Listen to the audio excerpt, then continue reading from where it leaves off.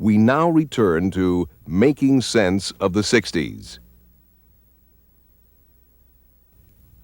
Major funding for Making Sense of the 60s was provided by the Corporation for Public Broadcasting and by viewers like you. Additional funding was provided by Sims Clothing Stores, where since 1960 an educated consumer has been our best customer. And by Tom's of Maine, a pioneer in natural personal care. Tom's of Maine and nature, a friendship of 20 years. Is the 60s part of your life today? Is it still in there? God, that's hard.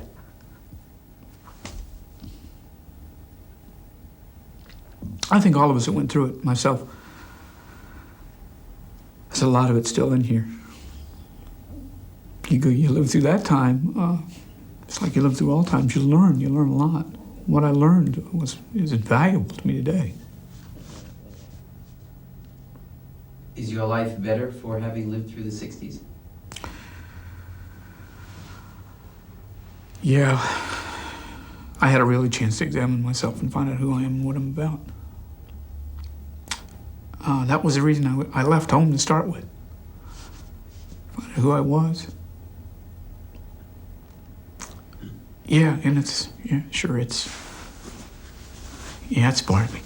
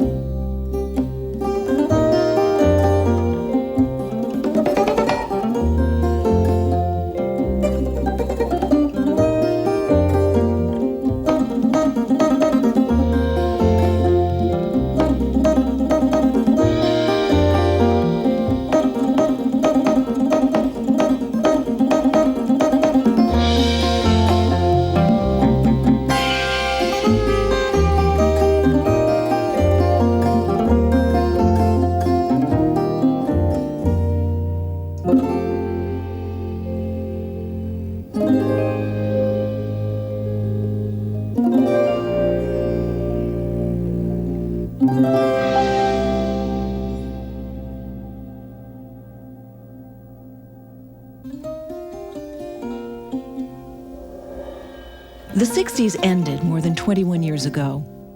In the minds of some Americans, it couldn't have happened soon enough. For others, the 60s are still hanging on. But for everyone who lived through those times, the end of the 60s is more than just a date on the calendar. It's a milestone, a point of departure. I finally left the communes and moved back to the Forbidden City. And from there, I still live in a city today. But I found the commune I was always dreaming of. It's called the Kingdom of God. And now I've got an everlasting high. And I know I came a different way than many do, but I've got the 60s to thank in a way.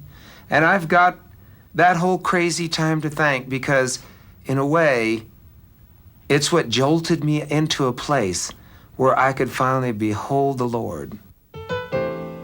I felt I might be morally bankrupt if I had ambition, or if I, God forbid, worked towards making one of my boyfriends want to marry me. All of that seemed wrong.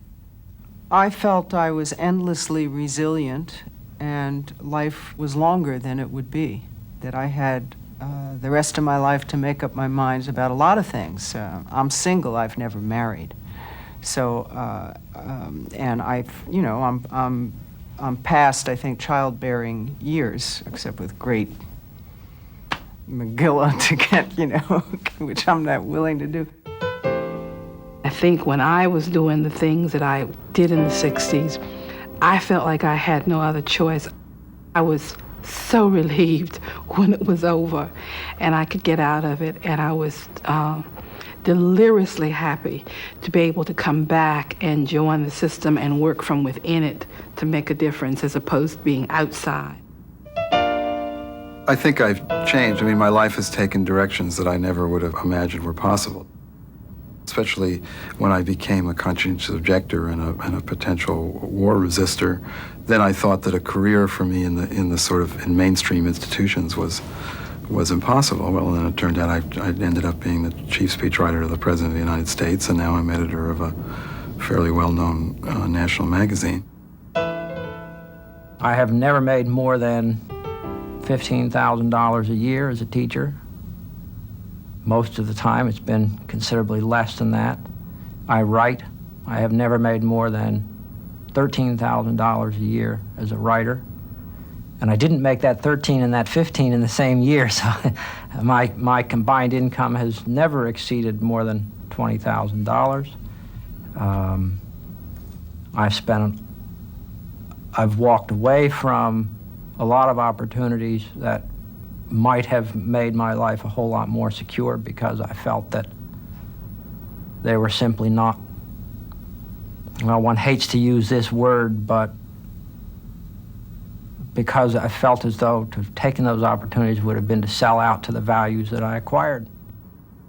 I didn't know what to think anymore. I didn't know what to believe. I didn't know what to espouse. I didn't know what to wear. I was really just kind of lost. And I was also, at that point, getting divorced. And so I did go back and live with my parents for a while. And I did try on, literally tried on some polyester pantsuits, and I kind of tried that out to see, well, do I just kind of go back all the way? Or and it really wasn't me anymore. I really had gone, I had just gone too far the other way. I moved to a small rural town for many years and tried to grow a big garden, did some hunting and fishing. And I considered myself conservative at the time, even reactionary.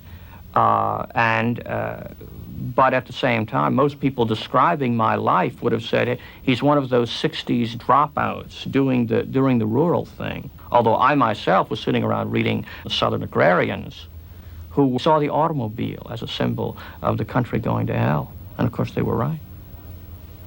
So I guess it's not that big a leap going from being radical to reactionary. You know, but that's what happened to me.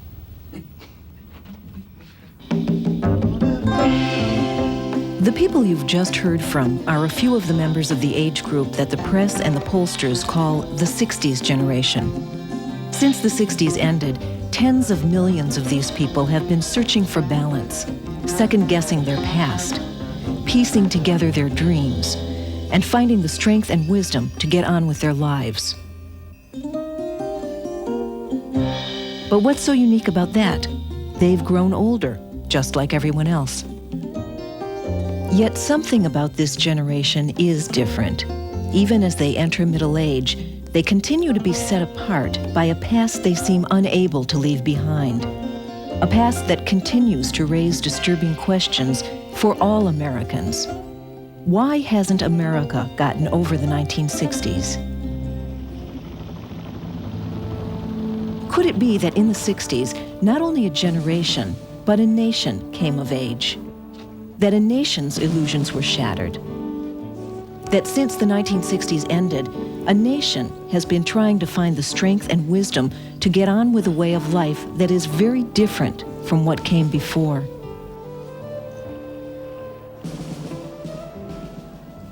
This is a program about reappraisal, a program that looks around to see how what happened in the 60s is affecting America today. It is not a final assessment, just a point on the chart, because it appears the 1960s will continue to affect our society for a long, long time to come. Of course, as every girl, I have aspirations to someday be married and raise a family, and to someday be in love with someone very, very much, so that even after I'm past 30, even after I'm past 30, there's something to live for, because you have someone to give your life to, someone to do things for. Back in 1960, most young people had a clear vision of what their future families would be like. At that time, 70% of American families had a breadwinning dad, a housekeeping mom, and one or more kids. But today, only 15% of American families fit that description. The dream I had from childhood was to have a loving family unit that lived together forever. I mean, that's how I wanted to do. I wanted to do all those all-American kind of things with my kids. The boys work on the truck with the dad, and the kids are, out there gardening with the mom, and, to do those things together as a family unit.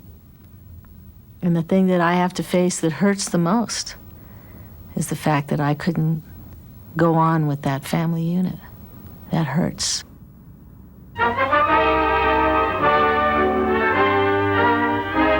Since the late 1960s, divorce rates in America have doubled to the point where today, 1 of every 2 marriages will break up. Of all the revolutions that occurred in the 1960s, the most lasting, the one with the greatest impact were the changes that it brought about in private life. The protests against the Vietnam War rose and then fell. Public concern about civil rights rose and then sadly ebbed. But the changes that occurred in American private life lasted. In fact, they became even more intense in the early 1970s, and they persist even till today. So American families are fundamentally different than they were a decade and a half ago. Divorce is much more common. Many people lament that, but there's clearly a good side about that. That is, people do not have to remain in loveless marriages that people felt compelled to remain in the 1950s. Attitudes toward marriage and divorce are not the only social norms to be shattered by the experiences of the 60s. Back in 1959, 90% of American adults agreed that the only proper time to discover intimate details about a partner was after the matrimonial knot had been tied. Today, 1 of every 2 Americans acknowledges that living together before marriage is a good idea. I haven't changed politically one little bit, not budged one bit since I was in World War II. I still feel very strongly about a strong defense, and, I'm not going to review all that. But sexually, now, if I'd had a little girl, I might have felt differently, And we filled up the house with boys trying to get a little girl. But boys, I think that I've changed. I wouldn't hesitate to say, go ahead if you want to live with her, go ahead. If it's all right with her, and see how it works out. And if it's right, you get married. And if you don't, you'll know. So there was no real harm done, just a little time wasted. Physical desire is very normal, and it happens, and sometimes everything just comes down to a very basic level, and there's nothing wrong with it. I think that sex is just much groovier when there's love, There's a lot more happening, but there's nothing wrong with just sex for sex. The sexual revolution. One thing this open and permissive experiment with sex dramatically changed was the great American double standard. The percentage of men who say they had sex before marriage has increased slightly over the years. But since the 60s, the percentage of women who say they've had sex before marriage has nearly doubled. But clearly, that's not all the sexual revolution of the 60s changed. Well, actually, the sexual revolution was the most widespread and most long-lasting of all the legacies of the 60s. I mean, the polls in 1970 showed radical changes in sexual behavior and mores, not just among hippies and college students on the 2 coasts, but blue-collar workers in Texarkana and Des Moines. It was very widespread. It permeated the entire culture. Well, I've written a book that was originally titled The End of Sex, an all-time worst title for a book. But it was really about the end of the obligatory sexuality. And I have criticized the sexual revolution, so I'm on that side too. And yet I can say very clearly that it was one of those long overdue revolutions, that people that had certain types of sexual desire that they felt they could never speak to another human being. It could always had to be locked within themselves.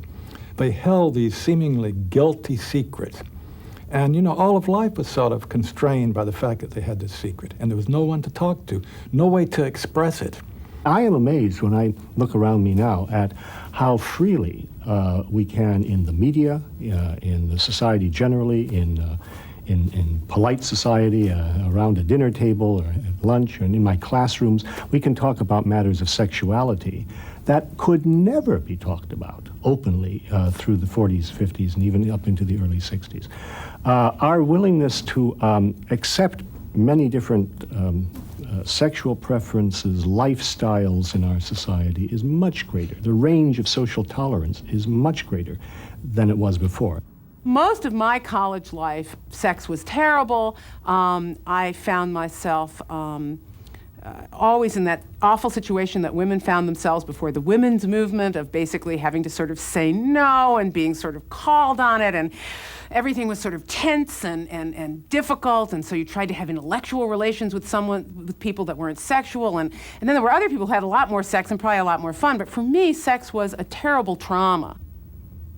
I think we didn't have the tools to really use it well. And I think the real problem with the 60s counterculture was that most of us who experienced it were still adolescents. And so therefore, we didn't have the stuff to really get off with it. The counterculture. Many of those millions who were part of the youth rebellion of the 1960s feel a sense of regret, even embarrassment, when they look back on how they behaved when so much of the nation's attention was focused on them. You go back and you watch a videotape from the 60s, it looks gross, it looks dirty. Everybody looks dirty and sloppy and messy and foul-mouthed, and you sort of want to scratch yourself when you see it, And was it so important to us not to take a bath?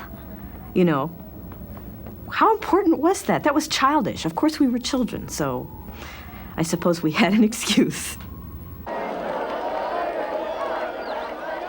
The biggest regret is foolishly alienating the working class.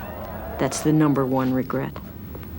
Because we had at that time no concept of divide and conquer, no concept that those people might be important allies and that it was not worth alienating them for really childish issues like the right to use four-letter words, or the right to flaunt your sexuality. I will censor this quote a little bit, but the leader of the farm, Stephen Gaskin, said that the Reagan era was paying us back for doing it in the streets. And next time we'll try to make our revolution a little bit more serious and substantial and deal with social issues.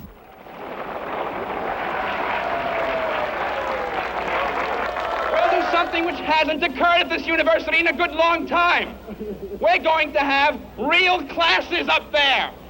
There are going to be freedom schools conducted up there. We're going to have classes on First and 14th Amendments. One place where the young people of the 1960s did make serious and substantial changes was on the college campus. It's a curious irony that some of those who once actively protested against administration policies have themselves become professors and university administrators. Dr. Arthur Levine. We did a study a few years ago to look at what happened to all the reforms of the 60s. And they included things like new and relevant courses. Those new and relevant courses are still there. Looked at areas that had come into the curriculum, like ethnic studies, like women's studies. Those things are still there. We created things like interdisciplinary majors, which brought a variety of fields together. Those are still there in equal numbers. We created things like independent study, which let a student study with a faculty member alone on an issue of interest to the student. Those are still there in the same proportion. We created new kinds of grading systems, pass-fail grading for some courses. That's still there in the same proportion or higher. So all the reforms of the 60s have just been layered upon, but haven't disappeared. So in a lot of ways, the 60s formed at least an important part of what the curriculum is today. The things that hurt about the 60s are that there really was an anti-intellectualism in which we said all people and all ideas are equal. They're not. That was a hurtful kind of response. In a lot of ways, it's reminiscent of the Red Guard in China in the 60s and 70s. in which they threw out the important ideas and turned their universities into places that no longer discovered truth, no longer disseminated truth. Well, just think of setting them down in front of Bill and saying, "Bill, look, I made these myself." And now what do you think he'd say? Bill Porter. I'll tell you what he'd say. He'd say I knew my wife was beautiful. I knew she had brains. But I never realized she had such talent. Say, that looks good. When do we eat? It's absolutely better. I'm unequivocal about that. It is better to be a woman today. To say that it's easy, I wouldn't say that it's easy. To say that the feminist revolution is complete, I wouldn't say that for a minute. On the other hand, I know my own life would be different had I been born at a different time. My life would resemble my mother's, and I wouldn't want that for myself. On the other hand, I claim to be one of those women who want it all and who refuses to give up any piece of it and just continues to batter away at the restrictions that are still out there, and I'm determined to hang on one way or another. Although 54% of women in America feel their lives are better than 20 years ago, 75% think it's harder for marriages to succeed, and 80% say it's harder to raise children. We have come a long ways, and yet we really haven't. We don't have utopia, and not that there ever will be. I think today that a woman is very productive on the job, very responsible on the job, and she gets home and she is still wife and mother. And I think she's still going home and making sure that she has done the grocery shopping, she's making sure that there is food on the table, and she's making sure that the house is clean. The reality, and Gloria Steinem has said it, the reality is that what women's liberation means by 1990 is that women wind up doing more, because men haven't moved into blurred sex roles. And this isn't just a woman sitting here complaining. Survey after survey among men has men acknowledging that they haven't picked up the slack on home and child rearing. So we have women, baby boom women, going into the 1990s with a new economic prospect outlook that says they have to be working to earn some money, but that also says family is now more important to me.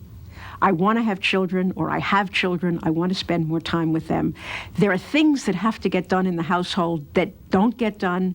He's not going to do it.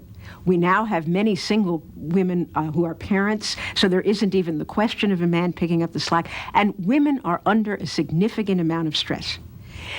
Women's liberation has obviously worked in the sense that more women really have good job opportunities, that women's incomes in many, many spheres are better. It's worked in a lot of ways, but it hasn't been perfect. And the legacy is stress. And women in the 90s are going to be about resolving that stress by making some choices about what roles they're going to play.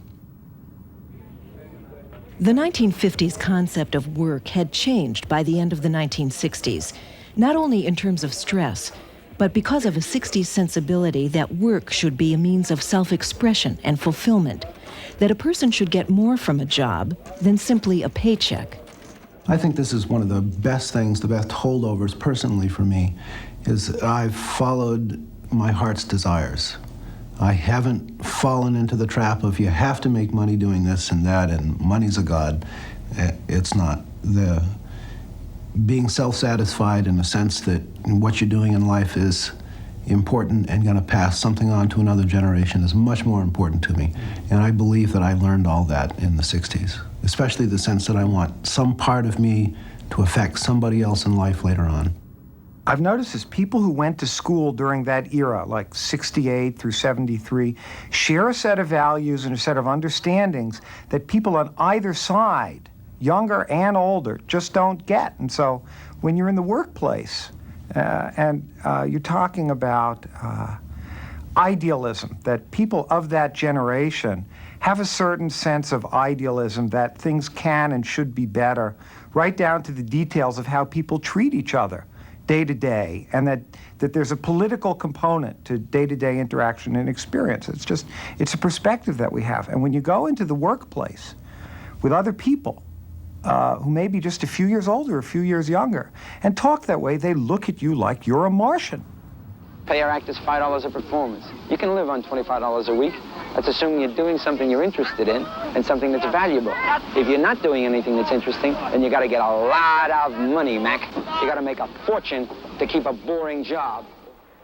That 60s attitude led many working Americans to feel that money was not the only important career goal, that each individual should set his or her own standards for determining what success means. But although many today strive for a more fulfilling work life, the way the 60s generation measures success has stayed essentially the same. A recent Rolling Stone magazine survey revealed that most members of the 60s generation were surprised by how career-oriented they had become, and perplexed by how much the system they tried to change changed them. Only the promise of a material affluence, only the promise of 2 cars, only the promise of a split level divided again and again and again in suburbia after suburbia after suburbia. That's the only thing that this culture can offer people now, bread alone. Now, the question is whether or not you're going to accept that.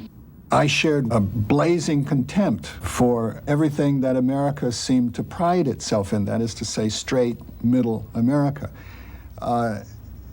Since then, I think I've learned to appreciate better the terrific labor, the industry, and good luck that are required for the perdure of that dream. It looks shakier these days, and the culture that could achieve some confidence in its ability to provide the nice house on the nice street, the nice school, the nice college education, the nice job. The confidence of such a culture seems more of an achievement than it did. It seemed to come without effort, but now I understand there was a lot of effort and a lot of chanciness to it.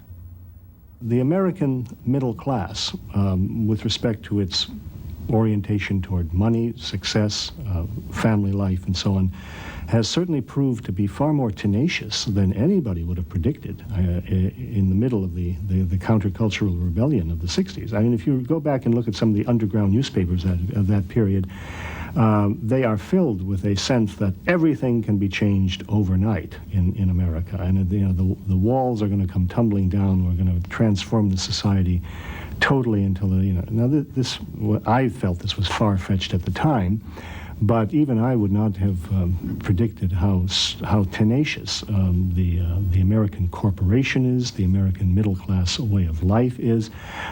You don't overturn something like that. You change it around the edges, and perhaps you infuse it with some new values, but you don't simply get rid of it, scrap it within a single generation.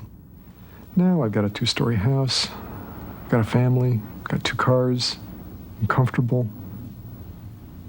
It's hard to draw about poverty. It's hard to draw about the difficulties of making it. It's hard even to draw about the things I really care deeply about, because they don't really affect my life as viscerally as they used to. And that has an effect. It has a real effect on you. You begin asking the old questions from the 60s. You begin saying to yourself again, what's this all about? Do you really need the house? Do you really need the cars? Do you really need the money? Are you better off living closer to the edge? Do you really live life any other way but there? And I don't have the answer to it. There's no way to go back. There's no way to do it again. I don't know if I have the energy to do it again. But those 60s questions will nag me for the rest of my life. I am happy to join with you today in what will go down in history as the greatest demonstration for freedom in the history of our nation. This speech offered to America a renewed vision of a society with freedom justice, and opportunity for all. My poor little children will one day live in a nation where they will not be judged by the color of their skin, but by the content of their character. I have a dream today. But nearly 30 years later, many who once supported the civil rights struggle shake their heads and wonder why such a desirable and worthy dream remains essentially unrealized. I think people have become just a little disabused with the notion that integration was going to solve the problems, that voting was going to solve the problems, that voting rights, that is, that being able to sit down in the drugstore next to a white person, drink a cup of coffee, had any real meaning.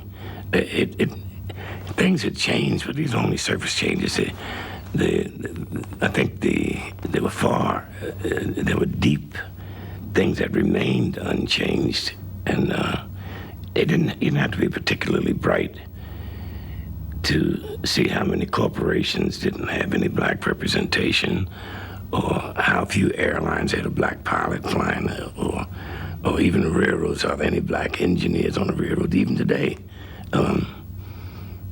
So I think maybe people began to see that, and they began to question, was it worth it? Was it really worth it? What we witnessed in the 60s was a wholesale abandonment of the black community by the black community. In other words, we bought into integration as opposed to desegregation. And so we integrated ourselves out of our own colleges, out of our own medical schools, out of our own businesses, out of our own baseball teams. There was a wholesale abandonment of our own institutions that sustained us through slavery, through segregation, through discrimination, through bigotry. All those institutions within our community that sustained us, that provided the moral glue that kept us going, that this was just torn asunder in the name of integration. And I think the black community today continues to pay a heavy price for what we gained in the civil rights movement. If you had told me in Watts in '65 when I was there, with every government there was, the city government and the county government and the state government and the U.S. government, all saying, we're going to fix Watts. Nobody could have told me that I'd have gone back there in the '88 campaign with Jackson and Watts would be worse. That all that stuff that people said that they were going to put in isn't there. You mean worse? Worse. The drugs have their hands so deep in that community. And people said, they said, Jesse, don't come in. And Jesse, it's too dangerous for you to come in. But Jesse went in. And so, and he had a meeting with the kids' gangs in Watts. And there were kids there who were just strung out on drugs. There were kids there who had gold ropes on their necks and beepers. All of them victims of the drug business in one way or another. And they were saying it to Jesse as they would have said to no other human being on this earth, things that were in their heart. My mind, I know it's wrong, Reverend. I know it's wrong, Reverend. But I just had nothing else to do. Reverend, another guy said, I know it's wrong. People shouldn't be using these things, but Reverend, I got to sell them because I pay my rent for my mother and I pay my rent for my aunt. Well, you know, now partly that is rationalization. You know that, but you also know it's true that they are engaging in the only economic opportunity. And others say, oh, I'm all right, Reverend. I'm gonna get it together tomorrow, Reverend. And you know, I mean, these kids are just done. The hideous thing about it, the hideous thing for me that was ripping my heart, was that all these people were born after 1965. They were all born after I was there and after we were going to do all that stuff. That I would never have expected to see. And that's heartbreaking. It's heartbreaking.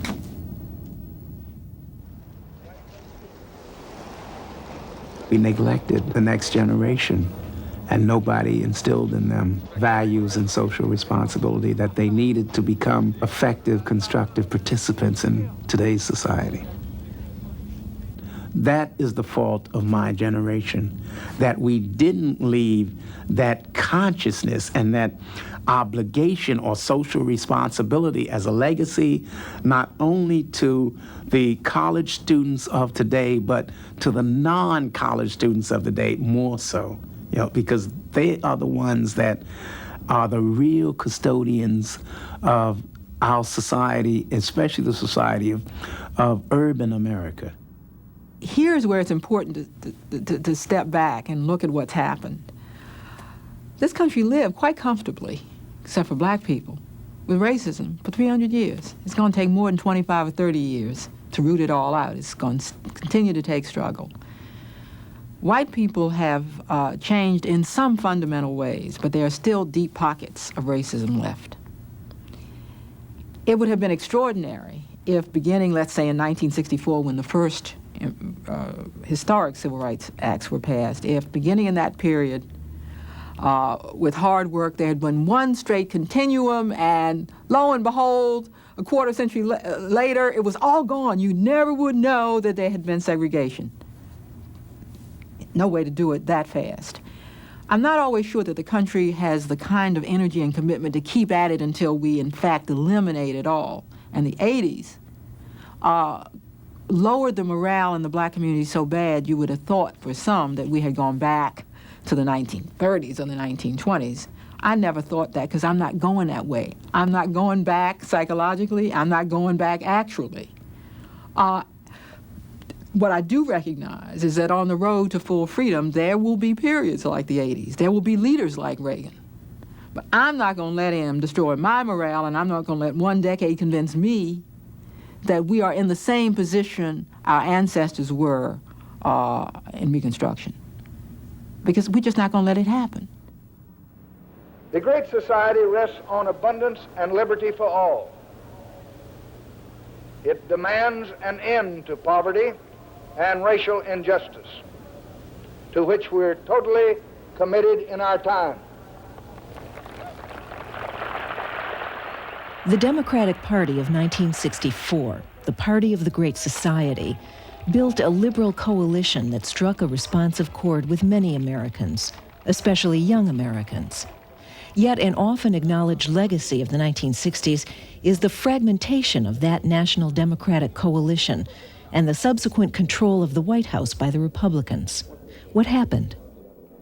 People scratch their heads and try to wonder why it is that the Republican Party has dominated presidential politics since 1968. Simple answer: the civil rights movement and the turmoil of the 60s. And I'm not saying, oh yes, the political pendulum swung the other way in the conservative direction. No, it's more fundamental than that. What the civil rights movement did was dismantle a one-party South. The one party was the Democratic Party. And that allowed viable Republican Party organizations to spring up throughout the South. And that, more than anything, has been the cornerstone of the Republican Party ascension to political prominence in the 60s, 70s, and 80s, and into the 90s. Mr. Chairman, most delegates to this convention do not know that thousands of young people are being beaten in the streets of Chicago. And for that reason, and that reason alone, I request the suspension of the rules for the purpose of adjournment for 2 weeks to relocate the convention in another city. If you look back to the late 1960s and the early 1970s, and if you ask yourself what was the legacy of that time and of left-wing activity at that time, the legacy was the election of Richard Nixon in 1968, the emergence of Ronald Reagan and the conservative movement, and the election of Reagan in 1980 to the presidency. By 1968 and 1969, those of us who were active in the conservative movement knew for a fact that the ultimate result of what was going on was going to be just that. Whether it was going to be Nixon or Reagan was a question, but we knew that these people who were out there rioting in the streets were handing us the country. And for that, we have something to be grateful for. A teenager held up a sign, "Bring us together." And that will be the great objective of this administration at the outset, to bring the American people together. Since Richard Nixon's election, the Republican Party has dominated the presidency. But the victories they have enjoyed have been, and continue to be, tainted by fundamental changes in the way many Americans feel about their government. A recent survey suggests that 79% feel that politicians have lost touch with the people. I think that certain patterns of thought were set that are still with us. For one thing, I think an extreme skepticism of any warlike move. I think that after Vietnam, it became almost impossible to get the American people embroiled in any war where there was no obvious direct threat. That's one. Number two, I think that the nation has been left with a rather deep feeling of skepticism about its political leaders. Part of that, I believe, was Nixon and Watergate, which of course took place afterward.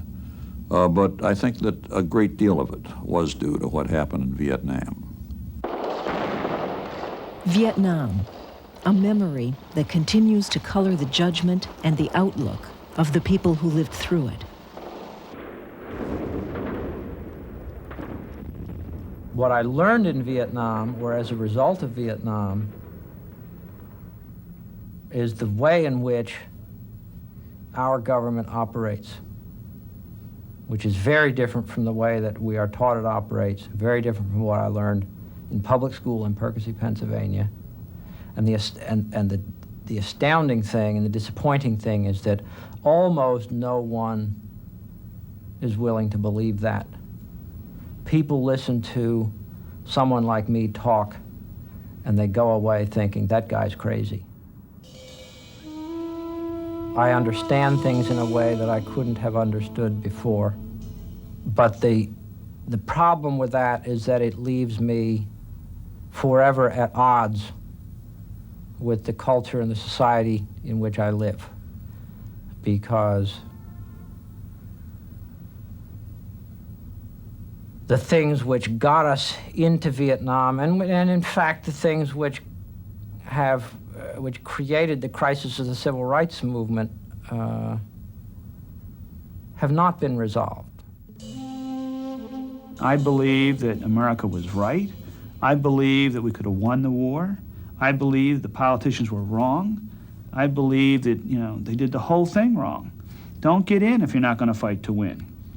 If you're going to fight to win, we could have won. We could have went right on to Moscow, as far as I was concerned. Don't play games with my life, my brother's life, or the kids from my neighborhood. For what end? Toward what end? How did it gain us? Why were we there in the first place? What was there to be gained to the average citizen? What would have constituted winning? Can you define that for me? It's real hard to win if you can't define what constitutes winning. And that was the damn problem, is that once you decided to go in, it was in for a dime, in for a dollar. If you don't figure out before people start getting blown away what is going to constitute winning, either in political terms or in geographic terms, you damn sure aren't going to figure it out when people start coming home in body bags.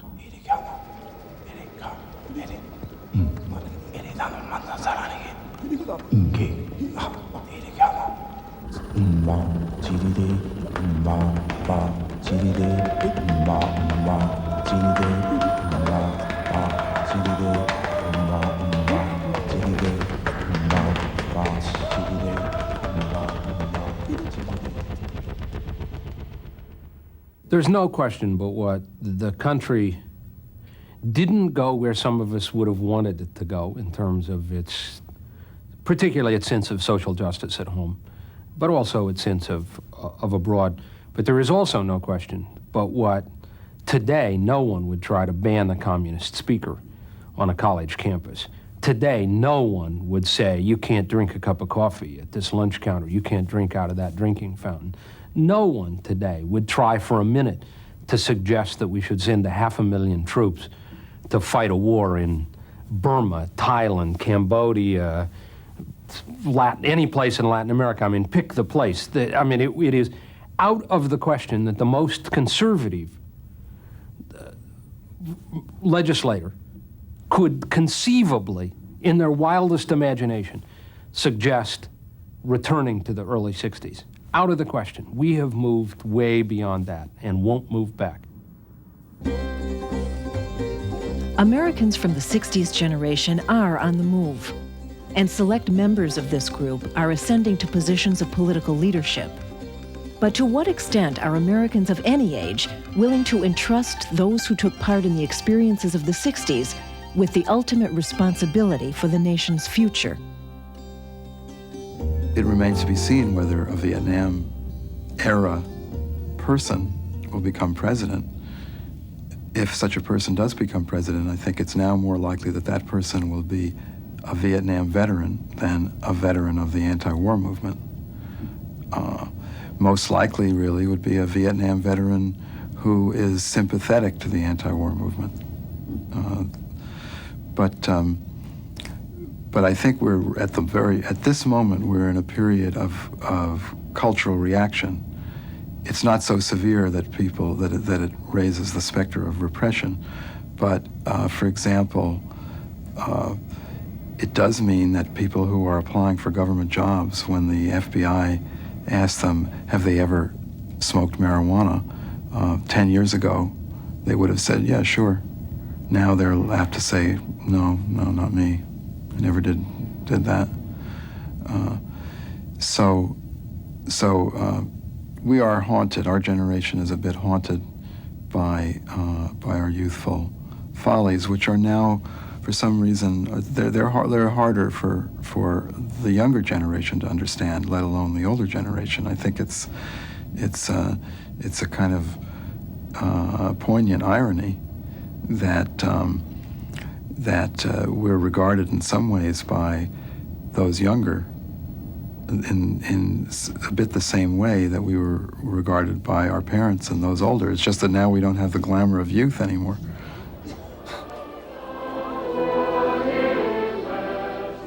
Along with growing older comes one of the toughest challenges for the 60s generation: what to tell the kids, what to leave out. Some feel it's best not to talk about their wilder excursions away from mainstream values and behavior. But this is a generation that preached that parents should teach their children well, to be honest about feelings and values. Trying to make sense of the 60s for the next generation is a moment of truth.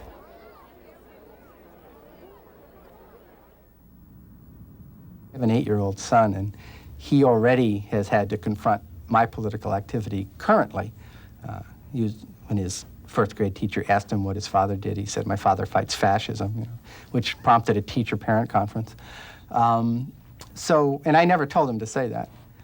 But he is getting to the point now where he is asking some questions about that. And both my wife and I come out of the political movement of the 60s, and both did a lot of organizing and went through all those various sexual and drug revolutions.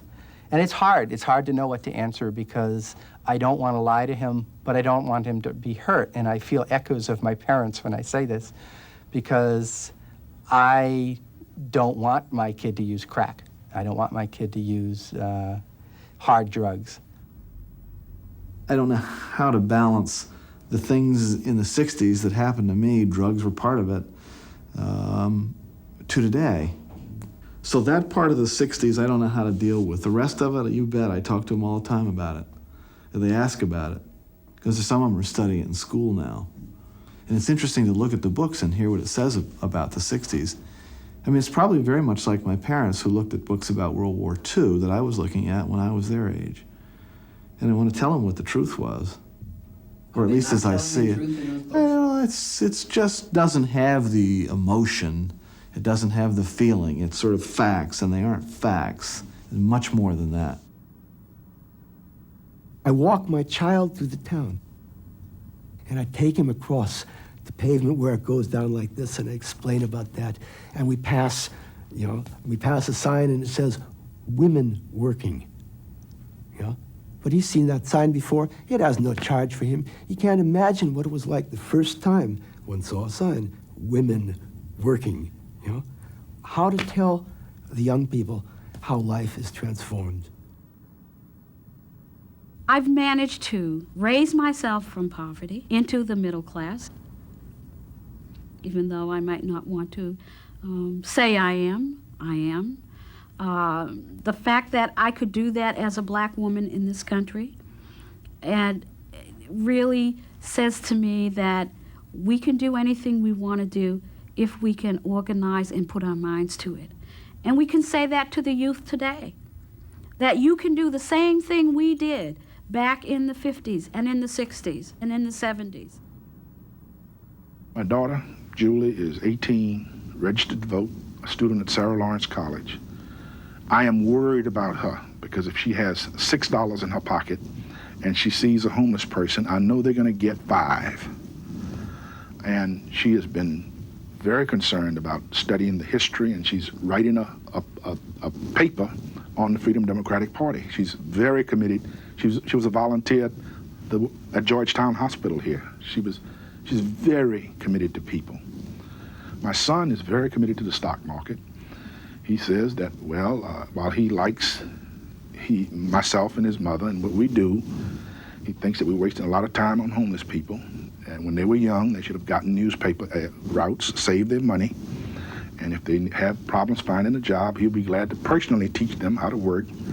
And I mean, so it's just some of my friends tell me, well, that's my punishment. But despite his politics, I of course love him. The question the 60s generation keeps struggling to answer, not only for their children, but for themselves, is what is the meaning of it all? How will history remember the 1960s? Each of the 180 participants, witnesses, and experts who contributed to this series was asked this same question. And while their specific answers varied greatly, almost everyone either talked about the 1960s impact on America or talked about the 1960s impact on themselves. The 60s impact on America was stated eloquently by Dr. Manning Marable. The 60s created a fundamental challenge and question to the very essence of what American democracy is all about. The 60s represented a fundamental question about the absence of material equality for poor people and people of color in the society. The 60s represented a cultural challenge to the conformity and the Velveetaization of American culture. The fact that we could be proud that we were so similar. The 60s said we should be happy that we are different. And within the difference, we find creativity, we find challenge and change, we find excitement and vibrancy. That is really the power of American society. The 60s was a fundamental challenge to what America had said about itself for so many generations. It was a lie built on top of a lie. Democracy didn't live for millions of African Americans, and equality was not real for the poor. The 60s forced America to look in the mirror at itself. And what it represents is the promise of American life in the future, because the questions the 60s raised still haven't gone away. When will those questions be answered? With the memories and passions from the 60s still stirring in so many, perhaps history won't be able to decide on the full impact of the 60s until the last member of the 60s generation has passed on. That's the sentiment of the second answer to the question about the real meaning of the 60s experience. An appreciation that, on a personal level at least, final assessments don't come easy. Carl Oglesby. And meantime, we had an experience which I suppose is unique in American history, and which nobody who went through it will ever forget. It's an experience filled with treasured moments and nightmares alike to this day, all interwoven. And I think that it will always be this way. The 60s will never level out. It's a corkscrew, it's a tailspin, it's a joyride on a roller coaster. It's a never-ending mystery. Who won, who lost, what were the terms of victory and defeat? We'll always be discussing that. I think it was it was another civil war in a sense. And it has all the drama, the melodrama, the comedy, the pathos, above all, the confusion. the uncertainty as to outcome and meaning and significance that the Civil War of the 1860s had. Maybe it's just that in every 60s decade, 18th century, 19th century, 20th century, we have to go through some crisis like this. But there was certainly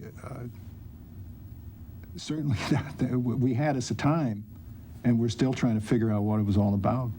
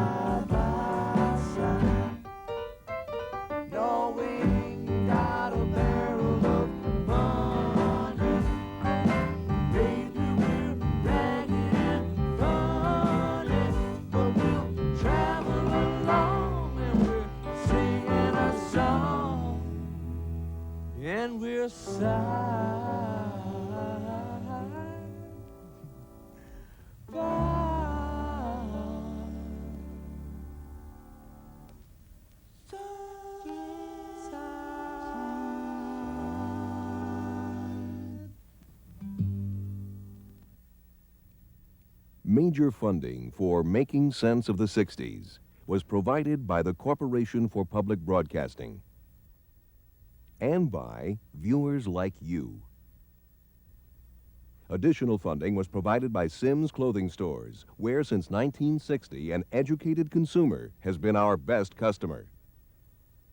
And by Tom's of Maine, a pioneer in natural personal care. Tom's of Maine and nature, a friendship of 20 years.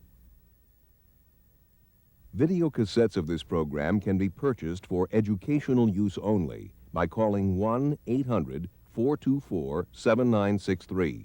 Home video sales are not available through this offer. This is PBS. For a printed transcript of this program, send $10 to 60s Transcript, Journal Graphics, 267 Broadway, New York, New York, 10007. To order by credit card, call 212-227-READ.